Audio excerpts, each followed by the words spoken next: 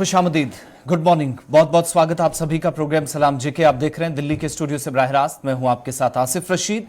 8:36 हुआ चाहते हैं और प्रोग्राम सलाम जेके में हर दिन की तरह मुख्तलिफ मौज़ूआत इस प्रोग्राम का हिस्सा रहेंगे। खबरें, तज्जिया और तबसरा, इस प्रोग्राम में 90 मिनट तक हमारा और आपका साथ रहने वाला है और आखिरी 5 से 10 मिनट कोशिश हमारी रहेगी कि आपकी लाइव कॉल्स प्रोग्राम में शामिल की जाए, आपकी बात भी सुनी जाए। इदारों से, जिम्मेदारान से, सरकार से या हुकूमत से या किसी और से कोई शिकायत है तो प्रोग्राम के जरिए आप पहुंचा सकते हैं। आज के प्रोग्राम की जहां तक बात है तो तय फॉर्मेट के मुताबिक हमें आगे बढ़ना है। मुख्तलिफ सोशल मीडिया प्लेटफॉर्म्स पर भी आप हमारे साथ रहेंगे, नशरियात पर आप अपनी फीडबैक हम तक जरूर पहुंचाएंगे। और आज जुमे का दिन है,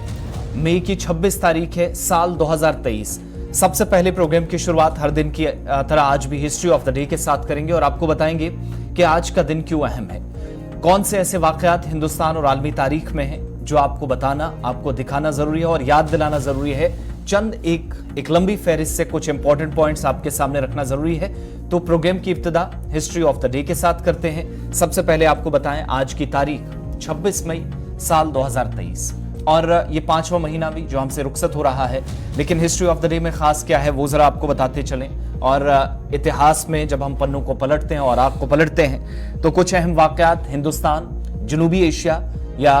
आलमी सतह पर सुर्खियों में है तो वो आपके सामने रखें। आज से तकरीबन 17 बरस कबल 2006 में इंडोनेशिया में तबाहकुन ज़ल्ज़ला आया और 5,700 अफराद ने अपनी जान गंवा दी, 2 लाख लोग बेघर हुए। तबाहकुन ज़ल्ज़ला था 2006 का और ये 7 महीने उस ज़ल्ज़ले के बाद हुआ था जो आपको याद होगा कि 8 अक्टूबर 2005 का ज़ल्ज़ला जिसका असर जम्मू कश्मीर तक भी देखा गया था, उसके बाद ये तबाहकुन ज़ल्ज़ला था। इससे ठीक 1 साल पहले 2005 में भारत पाकिस्तान हुकाम के दरमियान सियाचिन पर फौजियों के इनखला पर बातचीत का आगाज आज ही के दिन 26 मई को हुआ था और दोनों ममालिक के दरमियान 1948 में भारत और पाकिस्तान के दरमियान पहला तिजारती समझौता भी आज के दिन हुआ। सियाचिन से अफवाज को कैसे हटाना है, इनखला को कैसे यकीनी बनाना है और इस पर बातचीत का आगाज आज के दिन। और 1948 में भारत और पाकिस्तान के दरमियान पहला तिजारती समझौता हुआ। साल 1822 में आज ही के दिन नॉर्वे में चर्च में आग लगी जिसकी वजह से 22 अफराद ने अपनी जान गंवा दी और सबसे बड़े वाकयात में से नॉर्वे के अंदर ये एक वाकया माना जाता है, जिसके बाद हालांकि बहुत सारे ऐसे वाकयात रुनमा हुए लेकिन एक ही मकाम पर 22 लोगों की जान चली गई थी आज के दिन। 1703 में पुर्तगाल या कुछ लोग इसे पुर्तगाल कहते हैं, ग्रैंड अलायंस में आज के दिन शामिल हुआ। 1703 में 26 मई को 1805 में नेपोलियन को इटली के बादशाह का ताज आज के दिन पहनाया गया। अंग्रेजी कैलेंडर के मुताबिक 26 तारीख आती है। 1959 बंबई और अब मुंबई जहां पर जनता बीमा पॉलिसी का आगाज आज के दिन किया गया। ठीक वैसे ही जैसे हेल्थ स्कीम आज आप पूरे मुल्क के अंदर देखते हैं, उसी तरीके से ये बीमा स्कीम थी, पॉलिसी थी। और 1987 श्रीलंका ने जाफना में तमिल बागियों के खिलाफ, जिन्हें तमिल टाइगर्स कहा जाता था, उनके खिलाफ मुहिम का आगाज किया और ये लड़ाई 2007-8 में जाकर खत्म हुई। लेकिन 1987 से शुरुआत इसकी हुई थी। 26 मई को मुहिम आज के दिन हुई थी और इसमें हथियारों का बड़े पैमाने पर इस्तेमाल किया गया और बीच में हिंदुस्तान से भी 90s में फौज बुलाई गई थी तमिल टाइगर्स के खिलाफ कार्रवाई के लिए। तो हिस्ट्री ऑफ द डे में ये बड़ी बातें थी, इंपॉर्टेंट पॉइंट्स थे। अब आगे बढ़ेंगे, आपकी बात भी सुनेंगे, आपकी बात भी करेंगे, लेकिन सबसे पहले हमारा मकसद जो कि प्रोग्राम का रहता है, खबरें आप तक पहुंचे और खबरें तह तक आप इस प्रोग्राम के जरिए गुलिस्तान न्यूज पर देखें। आप हमारा साथ आखिर तक देंगे, आपकी बात भी प्रोग्राम में कॉल के जरिए सुनी जाएगी। तो प्रोग्राम का आगाज स्टूडियो में मेरे साथ मौजूद हैं एग्जीक्यूटिव एडिटर इशफाक गौहर, वही करेंगे। बहुत शुक्रिया आसिफ रशीद और बहुत बहुत शुक्रिया जी आप सबका हमारे साथ ज्वाइन करने के लिए। चूंकि प्रोग्राम का आगाज हो गया है, हिस्ट्री ऑफ द डे आपने देख लिया, अब जरा फटाफट से खबरों पर आते हैं। एक मंसूबा जो पिछले कई सालों से ज़ेर समात है और आप लगातार इसको सुन रहे हैं कि ज़ेर ज़मीन गैस पाइपलाइन का आना और जम्मू कश्मीर को पूरे मुल्क के उस गैस ग्रिड के साथ जोड़ने का मामला। गुरदासपुर जम्मू तवी गैस पाइपलाइन का मंसूबा एक बार फिर सुर्खियों के अंदर है क्योंकि PNGRB की तरफ से बहुत जल्द टेक्निकल इवैल्यूएशन बिड जो हुआ है, जो बिड आया उसका टेक्निकल इवैल्यूएशन शुरू हो गया है और बहुत जल्द माना जा रहा है कि IOCL और घायल जो है वो जो दो बड़ी कंपनियां हैं ये बिडर्स के अंदर जो है वो शामिल हुए। 175 किलोमीटर लंबी गैस पाइपलाइन जो गुरदासपुर पंजाब से होते हुए जम्मू और फिर कश्मीर तक आनी है। फिलहाल पहले पड़ाव पर गुरदासपुर से जम्मू ले आना है इसको, तो उस सिलसिले में बिडिंग का सिलसिला जो है वो तेज हो गया है। और जो हमारे ज़राया है वो ये बता रहे हैं कि जनाब कंसल्टेशन प्रोसेस इस गैस पाइपलाइन को जब कंसल्टेशन प्रोसेस शुरू हुआ था तो वो सितंबर का महीना था सन 2022 और उसके बाद बाज़ाब्ता तौर पर जो PNGRB है और NGBL है अथॉराइजेशन रेगुलाइजेशन जो है उन्होंने इस पूरे मामले को नोटिस में लिया। उसके बाद नोटिफिकेशन जारी कर दी गई है। टेक्निकल इवैल्यूएशन कमेटी जिसके अंदर PNGRB के मेंबर्स होंगे, PNGRB ने कॉन्स्टिट्यूट की है और वो अब ये टेक्निकल बिड जो आई हैं इनको देखेंगे और अकॉर्डिंगली ही वो इस पूरे मामले पर आगे बढ़ेंगे और ये मुकम्मल होगा कि 175 किलोमीटर लंबी गैस पाइपलाइन जो गुरदासपुर पंजाब से शुरू होगी और जम्मू आएगी, वो जम्मू कश्मीर यूनियन टेरिटरी के अंदर, उसके बाद उसे कश्मीर भी ले आना। तो पहला मरहला होगा जी गुरदासपुर से जम्मू तक लाने का और इस सिलसिले में बाज़ाब्ता तौर पर टेक्निकलिटीज़ को पूरा किया जा रहा है। टेंडरिंग का प्रोसेस शुरू हो गया और टेक्निकल बिड जो टेक्निकल इवैल्यूएशन का सिलसिला है उस सिलसिले में हाई पावर कमेटी भी जो बनाई गई है। Indian oil corporation limited IOCL और gas authority of India limited घायल जो है ये माना जा रहा कि ये दो ऐसी कंपनियां हैं जो on the top of the list है और इन्हीं दो के अंदर जो है वो मुकाबला होगा कि किसको ये काम दिया जाएगा। इंडियन ऑयल कॉरपोरेशन लिमिटेड को के पास ये काम चला जाएगा या gas authority of India limited घायल के पास ये काम चला जाएगा, क्योंकि ये दो बड़ी कंपनियां हैं जिन्होंने इंटरेस्ट दिखाया है जी इस गैस पाइपलाइन को बिछाने के हवाले। हमारे ज़राया जो इस पूरे मामले पर नजर रखे हुए हैं उनका मानना है कि जो डाउनलोडिंग और सबमिटिंग ऑफ बिड डॉक्यूमेंट्स का सिलसिला था वो उसमें काफी ज्यादा बिडर्स ने इंटरेस्ट दिखाया है गैस पाइपलाइन बिछाने के हवाले से और इसको फिक्स किया गया था जी मई 8 2023 तक अपने सभी डॉक्यूमेंट्स को इवैल्यूएट कर देना था, भर देना था और फिर ओपनिंग 10 मई को करनी थी, यानी 8 तक आप भर सकते थे, 10 को इसको खोलना था, 10 मई 2023 को। आज 26 है, इसलिए इसकी रेलेवेंस खबर की बहुत ज्यादा बन रही है और इसमें बाद में कुछ रिलैक्सेशन और दे दी गई। बिडर्स की तरफ से कहा गया कि कुछ टेक्निकलिटीज है जी इसमें टाइम बढ़ाया जाए, तो 17 तारीख तक इसको कंप्लीट कर दिया गया था। लास्ट डेट आपने डाउनलोड और सबमिट करना था 17 तारीख तक और 19 तारीख को बिड को खोला गया है और अब बाज़ाब्ता तौर पर टेक्निकल इवैल्यूएशन कमेटी जो बनाई गई है वो इन डॉक्यूमेंट्स को इवैल्यूएट कर रही है और ये महीना यानी मई का महीना और जून के वस्त तक एक बड़ी खबर इस पूरे मामले में आएगी कि किस कंपनी को ये छेका गया होगा, ये कंपनी को किसको अलॉट होगा, उसके बाद ये मामला जो है वो आगे बढ़ सकता है। सीधे श्रीनगर चलेंगे। इस बड़ी खबर पर हमारे साथ हिलाल हांजुरी ज्वाइन कर चुके हैं। हिलाल, बहुत शुक्रिया जी ज्वाइन करने के लिए। गैस पाइपलाइन का मंसूबा साबिका हुकूमत के दौर में हम लगातार सुन रहे थे, ऐवान असेंबली के अंदर भी इसमें बात हुई, फिर बजट स्पीच के अंदर भी एक साबिक वजीर खजाना ने इस बात पर जोर दिया कि जनाब जिस तरीके की किल्लत सरमा के दौरान श्रीनगर के अंदर होती है वो बहुत जल्द खत्म होगी। हुकूमतें नहीं रही, वो सरकारें नहीं रही, वो रियासत नहीं रही। 2019 के बाद एक नए चैप्टर का भी आगाज हुआ, लेकिन ये सिलसिला और ये खबरों का माना लगातार जारी है। लेकिन अब की बार लग रहा है कि कुछ कंक्रीट है, कुछ सॉलिड है। क्या कुछ आपको एजेंसी से खबर बरामद हुई और क्या कब तक ये मुकम्मल प्रोसेस हो सकता है और कब इस पर ग्राउंड ब्रेकिंग सेरेमनी भी हो सकती है? देखिए गवार, अहमियत का हामिल प्रोजेक्ट है क्योंकि जो Gurdaspur Jammu Tawi gas pipeline project जिसको तैयार करने के लिए दिलचस्पी रखने वाले जो बोली दहनखान से मौसूल होने वाली जितनी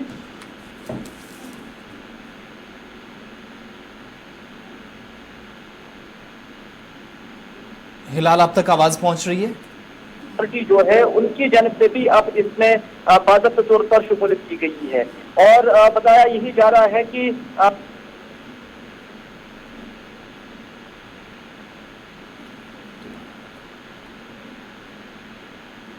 चलिए, हिलाल से राब्ता मुनक़ता हुआ है, बीच में आवाज ब्रेक हो रही है आपकी, दोबारा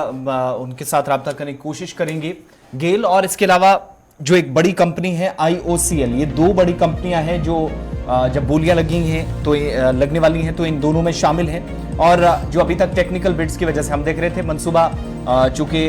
उमर अब्दुल्ला के दौरे हुकूमत में जब जम्मू कश्मीर के अंदर उनकी हुकूमत थी तो उस वक्त एक बड़ी पेशरफ्त हुई थी मरकज की जानिब से। तब से आज तक तकरीबन 12-13 साल, बल्कि उससे पहले भी 2009-10 में इस पर पेशरफ्त शुरू हुई थी, लेकिन बीच में कुछ टेक्निकलिटीज थी, जमीन के मामला थे मुख्तलिफ इलाकों के। फिर एक बार सर्वे हुआ 2013 में, कहा गया कि उसको तब्दील पंजाब और गुरदासपुर के आसपास के हिस्सों में किया जाएगा, यानी लाइन दूसरे रास्तों से शिफ्ट करने की बात हुई। तो आज तकरीबन 13 या 13.5 बरस बीत चुके हैं, जिसके बाद बिलाखिर इस मंसूबे पर मजीद और मुस्बत पेशरफ्त का या तब्दीली का कोई इम्कान है, क्योंकि माजी में हमने मंसूबे के बाद चेंजेस या टाइमलाइन खत्म होती देखी। शायद इस बार टाइमलाइन से पहले या जो मुकर्रर मुद्दत होगी उस पर काम कंप्लीट होते देखेंगे आइंदा कुछ सालों के दौरान।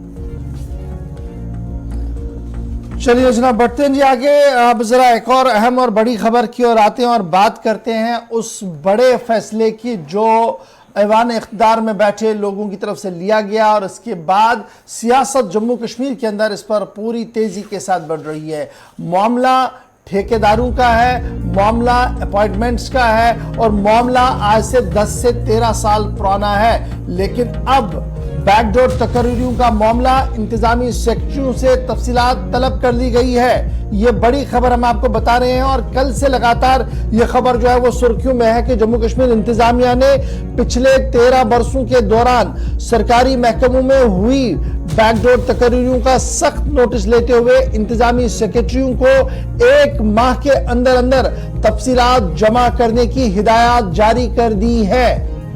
बावसूख जराया से जो हमें मालूम हुआ है कि जम्मू कश्मीर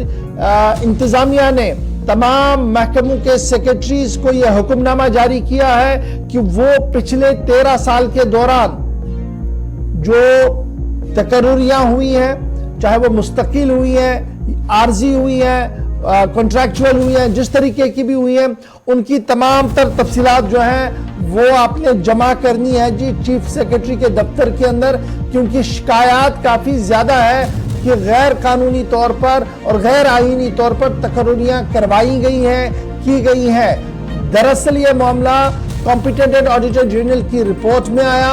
उसके बाद CAG ने जब लगातार जम्मू कश्मीर इंतजामिया के साथ ये तालमेल बिठाने की कोशिश की, उसके फौरन बाद कई पैराओं पर जब तफसीली बात हुई तो चीफ सेक्रेटरी साहब की सरबराही में आला सतही कमेटी ने यह फैसला लिया कि तमाम महकमों के अंदर हुई तकर्रुरियों और तैनातियों को एक बार फिर देखा जाए और स्पेशली माना जरा कि जो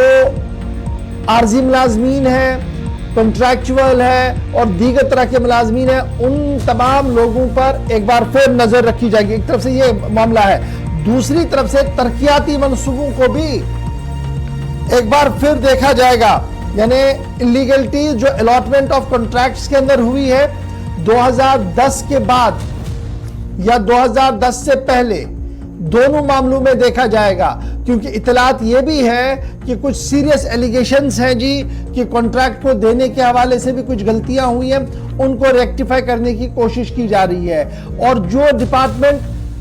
तमाम तर लवाजमात पूरा करने में नाकाम रहेगा तो उसके खिलाफ भी कार्रवाई होगी। ये भी चीफ सेक्रेटरी के दफ्तर से हुक्मनामा जारी हुआ है, हमारे ज़राए हमें बता रहे हैं। और ये साफ हो गया है कि 2010 से 2023 के दरमियान जितनी भी कॉन्ट्रैक्ट पर काम हुआ है, यानी जो कॉन्ट्रैक्ट्स हुए हैं, जितनी भी अलॉटमेंट ऑफ वर्क्स हुआ है या जो भी कमेटियों की तरफ से फैसले लिए गए हैं, उन सभी मामलों को अरसर नौ देखा जाएगा और डिटेल रिपोर्ट जो है वो तलब की गई है। और 1 महीने के अंदर अंदर, यानी मई का महीना चल रहा है जी, जून आखिर तक तमाम सेक्रेटरीज को रिपोर्ट सबमिट करनी होगी। और इतला जो हमारे पास है वो यही है कि चीफ सेक्रेटरी साहब ने तमाम एडमिनिस्ट्रेटिव सेक्रेटरीज को ये हुक्मनामा जारी किया है कि आपने ये तमाम तर डिटेल 2010 से 9-10 से लेकर 2023-24 तक का 2023 तक का जो मामला है मार्च तक, वो सारा आपने रखना होगा सामने, क्योंकि काफी शिकायतें हैं बैकडोर अपॉइंटमेंट से लेकर इलीगल कॉन्ट्रैक्ट ट्रांसफर्स तक, इसलिए ये सारा मामला देखा जाएगा। कुछ खबरें इस तरीके की भी है कि backdoor appointments urban local bodies के अंदर हुई हैं, बैकडोर अपॉइंटमेंट्स जो है वो लेजिस्लेटिव असेंबलीज के अंदर हुई है, काउंसिल के अंदर हुआ है, एजुकेशन के अंदर हुआ है, कुछ दीगर इदारों के अंदर हुआ है, जिसके बाद इन शिकायतों को मिलने के बाद ही ये बड़ा फैसला जो है वो इंतजामी अफसरों इंतजामिया के सबसे बड़े अफसर की तरफ से लिया गया, जिसमें अब 1 महीने का वक्त दिया गया है। जहां सरकार ने 1 महीने का वक्त दिया, वहां सियासी जमातों ने इस पूरे मामले पर सवाल उठाया है और सियासी जमातें लगातार ताबड़तोड़ हमले कर रही है जम्मू कश्मीर इंतजामिया पर, लेफ्टिनेंट गवर्नर एडमिनिस्ट्रेशन पर, जिनका मानना है कि रोजगार देने में तो खुद नाकाम हुए, अब जिन लोगों के पास रोजगार है उनको छीनने की तैयारियों में सरकार लग चुकी है। इल्जाम लगाया गया है हिज़्ब इख्तिदार, हिज़्ब इख्तिलाफ की जमातों की तरफ से, और सियासी जमातों में जहां नेशनल कॉन्फ्रेंस के कई लीडरों के बयानात सामने आए हैं, वहीं पर पीपल्स डेमोक्रेटिक पार्टी के लीडरों का बयान भी सामने आया है। इधर कांग्रेस के भी कई लीडरों का सख्त रद्दअमल इस पूरे मामले पर सामने आया है, जिसमें उन्होंने कहा कि सरकार 2019 के बाद जहां रोजगार के नाम पर सिर्फ वादे करती आई है, तरक्याती मंसूबों के नाम पर एक आईवॉश करती आई है, वहीं पर पुराने जख्म कुरेद कर दोबारा से उस निजाम को दरम बरहम करने की कोशिश की जा रही है, जो मुश्किल से सीधी पटरी पर चलने की कोशिश में है। यानी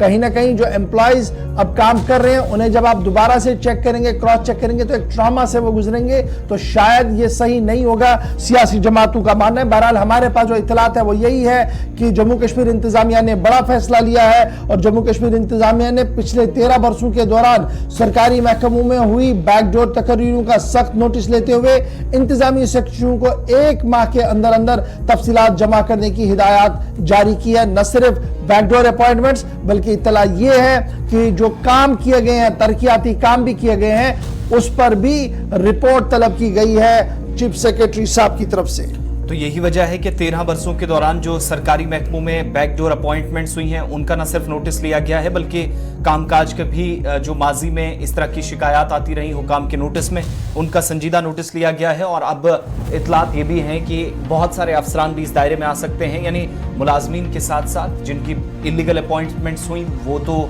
छुट्टी पर जाएंगे ही, लेकिन जिन लोगों ने किया या कराया वो लोग भी टारगेट पर हो सकते हैं और इसमें कई बड़े अफसरान हैं, उनके खिलाफ भी कार्रवाई अमल में लाने का इम्कान है, ज़राए कंफर्म कर रहे हैं। और इंतजामी सेक्रेटरीज को जो पहले इशफाक ने बताया कि इस सिलसिले में डॉक्टर अरुण कुमार मेहता की तरफ से अहकामात जारी कर दिए गए और 1 माह के अंदर ये रिपोर्ट भी सामने आ जाएगी, तफसीलात महकमे जमा कर देंगे, उसके बाद बहुत सारी चीजें क्लियर हो जाएंगी और कई लोग घरों को वापस जा सकते हैं इस कार्रवाई के बाद।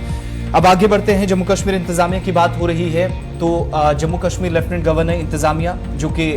जेलों के अंदर इंतजामात भी करती हैं, बिलखुसूस महकमा दाखिला जिस पर सबसे बड़ी जिम्मेदारी होती है, लेकिन जेलों को लेकर एक और बड़ा कदम सरकार उठाने जा रही है। और महकमा दाखिला जो बार बार कह रहा था कि कई मरतबा गैर कानूनी तरीके से मोबाइल फोन्स या टेक्नोलॉजी का इस्तेमाल जेलों के अंदर किया गया, तो उस चीज को मुकम्मल तौर ब्लॉक करने के लिए 14 जेलों में अब इस तरह का सिस्टम लगाने के लिए, जहां पर कोई राब्ता किसी बाहर वाले से न कर सके, जो जेल के अंदर कैदी हैं वो SMS न कर सके, शॉर्ट मैसेजिंग सर्विस के अलावा वो किसी तरीके से कॉल न कर सके, किसी भी शख्स के साथ राब्ते में न रह सके और कोई गैर कानूनी सरगर्मी ना हो। इस मकसद को रोकने के लिए हम आहंग जो कॉलिंग सिस्टम है उसको ब्लॉक करने के लिए अब बाज़ाब्ता तौर पर सरकार तकरीबन अंदाजे के मुताबिक 21 करोड़ से ज्यादा की रकम खर्च करेगी और महकमा दाखिला पर यह जिम्मेदारी होगी कि कैदियों की जो गैर कानूनी रवाबित है उनको कैसे रोका जाए। तो उसके लिए एक बड़ा फोकस इस बात पर कि कॉल ब्लॉकिंग सिस्टम, जिसमें मोबाइल टावर्स नस्ब किए जाएंगे और सरकार ये मानती है, महकमा ये मानता है, जिसका अंदाजा है कि जब ये टावर्स या जो सिस्टम इंस्टॉल हो जाएगा, 14 जेलों को इस वक्त जिनको चुना गया है पहली लिस्ट में, इनमें सर्विसेज जब ये जहां जहां इस तरह की शिकायतें थी, तो एक तो 2G, 3G, 4G सिग्नल, और इंतजामिया ये मानती है कि बाद में जाकर जब 5G मुकम्मल तौर पर जम्मू कश्मीर के अंदर काम करने लगेगा तो उसको रोकने में भी बहुत हद तक मौसर और कारगर ये सिस्टम या ये जो निजाम है वो साबित होगा। आज के वक्त में चूंकि जब ये सिस्टम नाफिज किया जाएगा, इसको एक बार इंस्टॉल किया जाएगा, तो मेंटेनेंस कॉस्ट भी है, सरकार मानती है वन टाइम कॉस्ट जो है वो तकरीबन 21.26 करोड़ रुपए में 19 करोड़ 4 लाख के आसपास है। 1.76 करोड़ रुपए है जो बाद में आप देखेंगे जो सिस्टम लगाया जाएगा उसकी देखरेख का जो जिम्मा होगा उस पर भी खर्च होना है, और तकरीबन 1 लाख रुपए तक का जो सालाना इस पर वो भी खर्च आना है, जब जिन टॉवर्स को, जिस सिस्टम को इंस्टॉल किया जाएगा उस पर काम भी साथ साथ चले, मेंटेनेंस वर्क जो है वो भी साथ साथ चले, इस पर फोकस है। आपको याद होगा कि जम्मू कश्मीर की बड़ी जेलों में, जिनमें श्रीनगर की सेंट्रल जेल, जम्मू की coat Balwal jail, Amphala jail, जहां पर हाई टेक्नोलॉजी या हाई टेक कैमरास भी इंस्टॉल किए गए हैं, लेकिन इसके बावजूद माजी में या बहुत आप कुछ हफ्ते या कुछ महीने पीछे चले जाएं तो कुछ लोगों ने ये भी शिकायतें की, या जब कुछ ऐसे केसेस आए दाखिला महकमा को या इन्वेस्टिगेशन करने वाली एजेंसियों को पता चला कि कई लोग जो जेलों के अंदर बरसों से बैठे थे, लेकिन मोबाइल फोन्स का या किसी न किसी तरीके से राब्ते वो बाहर कर रहे थे, यानी जेल के अंदर बैठकर भी उनके राब्ते आसान थे। अब ये राब्ता क्यों आसान था? क्योंकि सिग्नल्स वहां आसानी से उनको पहुंचते थे, तो वो एक रसाई आसान हो जाती थी जब बात रवाबित की होती थी। उस चीज को रोकने के लिए अब ये कदम होम डिपार्टमेंट या दाखिला महकमा उठाने जा रहा है, और ये भी माना जा रहा है कि जब 5G लग जाएगा जम्मू कश्मीर के अंदर, अभी तो शुरू हो चुका है, लेकिन मुकम्मल तौर पर जब 5G भी एक्टिव हो जाएगा तो उसके बाद उस सिस्टम को भी रोकने में बहुत हद तक मौसर और कारगर ये इकदाम साबित होगा जो आज के वक्त में अभी तक जेल खानों के बाहर जैमर्स तो लगे हैं, लेकिन उससे क्या होता था कि जेल के आसपास जो इलाके हैं, रेजिडेंशियल एरियाज है, वो भी गोनागू मुश्किलात से दो चार होते थे और उनका नेटवर्क भी नहीं चलता। अब